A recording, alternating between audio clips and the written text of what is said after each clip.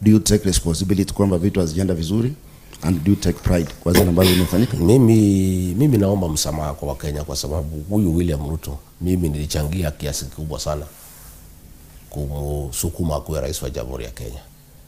Pale kwetu nilienda nikatumia ujasiri wangu, nikaongea na watu wangu, nikawaambia Ruto ni mtu mzuri, tumpatie nafasi. Nikasanya kura karibu milioni 4, almost 3.5 million. Na hiyo kura ndio ilimfanya akakuwa rais. Mimi nilikuwa nimemwamini sana kwa sababu yeye alikuja na Biblia akasema ni Mkristo na ameokoka. Na unajua mimi Nyakundi ni bwana ya pasta. Sasa kwa sababu ya kukaa hapa na Mama Doka sana, nimekuwa Mkristo ambaye ni shupavu sana. Na mtu yeyote akija na Biblia niambia ameokoka, mimi humpenda sana na kumwamini. Huyu William Ruto tulimwamini sana.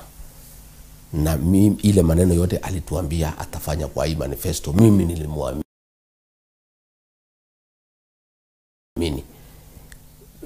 Kwa amepinduka ama amekuwa ile maneno alituahidi, hakuwa na mpango yoyote ya kuyatekeleza.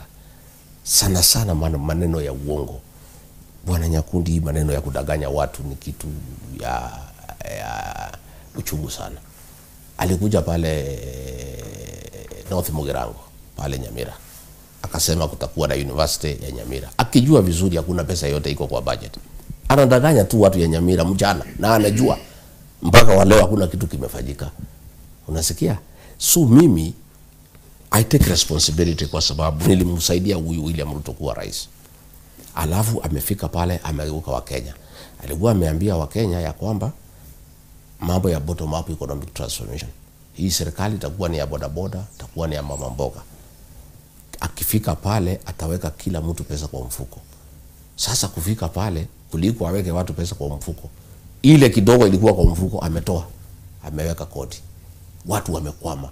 Hii bodaboda akiingia pikipiki moja ilikuwa 1120, imeongezeka sasa mpaka shilingi 1200. Hao mama mboga aliwaambia itakuwa serikali yao. Watoto yao ya university wako nyumbani, wakiwa wagonjwa hawezi pata matibabu kwa sababu isha haifanye kazi. Kwa hivyo mimi naomba msamaha kwa Wakenya kwa sababu mimi sikuwa namjua huyu vizuri. Nilimwamini, alikuja na Biblia, akajifanya ameokoka, nikampenda, nikamwamini, na ndio tuko katika shimo hili. Na ndio mimi baada ya kukaa na yeye mwaka moja nilianza kuona huyu jamaa alikuwa ni muongo. Alikuwa kasi yake ni kudanganya Wakenya. Na mimi ndio nikaanza kumuondokea polepole na kumwambia hii maneno haiwezekani, hii haiwezekani, hii haiwezekani. Kwa hivyo mimi nakubaliana na wewe, kama iko mtu ako na makosa Kenya, kwa ile shida tuko nayo Kenya, kwa ile shimo tuko katika kama taifa, kwa ile matatizo ambayo Wakenya wanapitia, mtu ya kwanza kabisa kulaumiwa ni Rigathi Gachagua, kwa sababu mimi nilichangia kiasi kikubwa sana kutafutia huyu rais kura na kushawishi watu ya nyumbani waungee mkono. Na kwa kupitia kura hiyo ambaye tulimpatia 47% kutoka pale Mlimani, akakuwa rais wa Jamhuri ya Kenya. Sasa amekuja kuhangaisha Wakenya, amekuja kuwaumiza, ameharibu nchi, uchumi umezoroteka, kila kitu imesimama. Nataka nichukue nafasi hii leo nikiongea na Abagusi, niombe msamaha kwa watu ya Kenya, na niseme Kikwetu wanasema kufanya makosa sio mbaya. Shida ni kurudia makosa. Sasa hii makosa tulifanya ndio tunarekebisha. Na okay, unaona mimi silali kwa sababu mimi nilichangia kiasi kikubwa kuleta huyu jamaa, lazima nichangie kiasi kikubwa hata zaidi kumuondoa. Umekosea mbeleni. Yeah. Kwa nini tukuamini kwenda mbele kama una take responsibility tulikosea? Sasa unajua ndugu yangu, Kiafrika ukishaomba msamaha na kukubali makosa yako unasamehewa. Na ni wanaume wachache sana wako na courage ile mimi kuna ya kusema mimi nimekosa mnisamehe. Mimi nilikosa na niliona makosa yangu. Mimi sasa ni mwerefu, nimeerevuka, ninaona mbali. Huyu Ruto mimi namjua.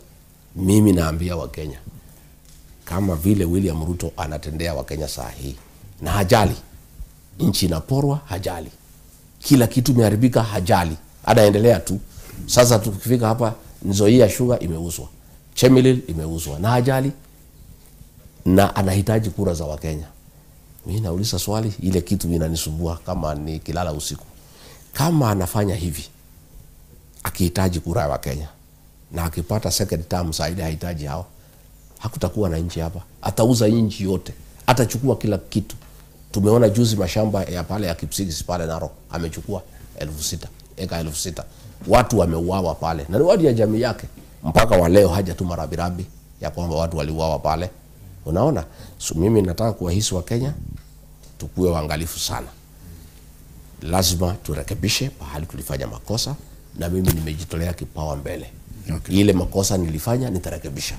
Na vile nilichangia kuletea Wakenya ile shida iko hapa mbele, nitasaidia Wakenya kutatua hili shida, kwa sababu mimi nilichangia kiasi kikubwa kuleta hii shida iko Kenya. Your Excellency, kwa maneno yako ni kama sasa jamii tuliadaiwa mambo ya university, kwa sababu rais alikuja pale na wewe ulikuwa na viongozi wa Kisii walikuwa. Kwa hivyo tuseme kwamba university haiko. Sasa ndugu yangu, tangu tulikuwa hapo mwezi ya 6 mwaka uliopita, tunaelekea mwezi ya 6 sasa, ni mwaka moja. Rais wa Jamhuri amekuja, yeye ndiye mwenye kusema Kenya. Amesema within 6 months. Mimi nilikuwa hapo kwa huyu mjumbe anaitwa Nyamoko, rafiki yangu. Nilikuwa hapo. Rais akasema nikiwa hapo, watu wetu wa Nyamira, watu ya North Mugirango, nimekuja mimi, mnajua ni mtu ya kusema na kutenda. Hii university yenu ya Nyamira hii nilimwahidi nikiwa rais mtapata within 6 months, kazi itakuwa imeanza. Sasa mwaka moja imeisha. Sasa unajua hiyo ndio kitu ilikuwa inanishangaza. Unajua hata mimi tukitembea naye uliona mimi na nyamaza tu, kwa sababu nilijua hakuna budget. Hiyo kitu hakuna pahali imepitishwa, ni uongo tu, anaenda tu kudanganya wa Kisii. Juzi amekuja hapo siku ya kuamkia mwaka mpya hapo State Lodge Kisii, amelala hapo, ameamka ameenda kuzindua project huko Nyanza, Luo Nyanza. Hapa Kisii ni kulala tu na kwenda kuitia watu chakula peke yake. Sasa niliuliza siku moja hii wa Kisii tutawasaidia, na nasema hisi wako na State Lodge. Sasa State Lodge itasaidia wa Kisii namna gani? Na hii ni pahali ya rais kwenda kulala alafu aende. Amekuja hapo kufanya party usiku. Sasa party wa Kisii, kusema ukweli, wanahitaji rais wafanyie party ati ya kurusha mwaka. Ati rais wamefanyia kitu kikubwa sana, atakuja Kisii ati kurusha mwaka, ati hiyo ndio maendeleo ya Kisii. Lakini hiyo ni kubeba watu vibaya. To be fair, Excellency, the president amekuja Kisii previously. Amekuja project zingine. Amekuja, lakini tangu wakuje nini imefanyika? Mimi ningetaka uniambie project moja rais amezindua pale. Pale Sironga iko mambo ya industrial park. Alikuja pale, imekwama. Hakuna kitu naendelea. Sasa nikuulize, kuja tu kudanganya watu ni kazi gani? Na mimi nataka niambie jamii ya Wamugusi, mchanuke pia kama sisi wote mlima. Sisi hapa mlimani tumechoka na udanganyifu yake. Na sasa pale mimi niambie watu ya mlima wachanuke. Huyu akija sasa wamkaribishe, lakini ndio wamsikize, kwa sababu ni uongo, awalipe. Na nikaambia watu kila mtu ni shilingi 1,000 kumsikiza, na ndio ilifanyika. Kwa sababu sasa umekuja pale, umezungumzia watu, umendanganyana hii barabara, umendanganyana hii, alafu umeenda. Watu wametoka mashamba yao, wamewacha kazi yao, wamekuja kukusikiza. Ni udanganyifu tupu. So ndio mimi nikaambia watu, kwa sababu ni kiongozi wa taifa, kujeni tu msikize. Lakini kama pale kwa shamba ulikuwa unalipwa shilingi 600, wewe ukuje ulipwe shilingi 1,000 umsikize 1 hour, alafu urudi uende kwa shamba yako. So mimi naambia Wabugusi, huyu rais akija, tafadhali msiende pale kupiga makofi. Mpatiwe pesa, msikize uongo, alafu akiondoka mrudi kwa mashamba yenu. Kwa sababu hiyo mwaka 3 sasa inaenda kuisha. Ni nini imefanyika pale Kisii? Hata moja. One project. Okay. Kulikuwa airport pale inaitwa Nyansiongo. Ilitakikana iwekwe hapo. Shida ilikuwa, Your Excellency, kuna wakati tulikuwa na airstrip ambayo ilikuwa inaitwa Suneka. Wakasema kulikuwa na shida. Na hapo mbeleni ndege zilikuwa na land hapo. Lakini baadaye wakasema iko na shida. Na wakasema italetwa maeneo ya Nyangoso, yes. Yes. Sasa iko wapi?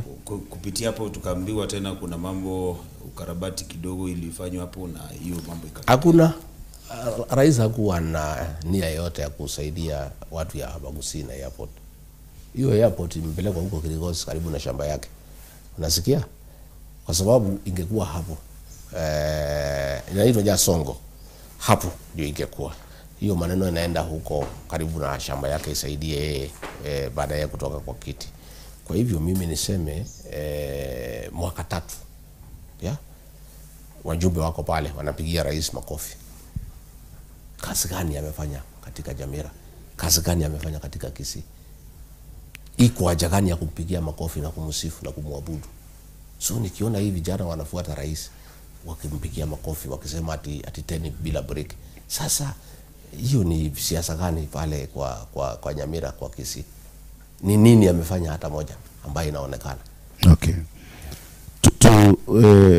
Uliondoka ofisini takriban mwaka mmoja umepita.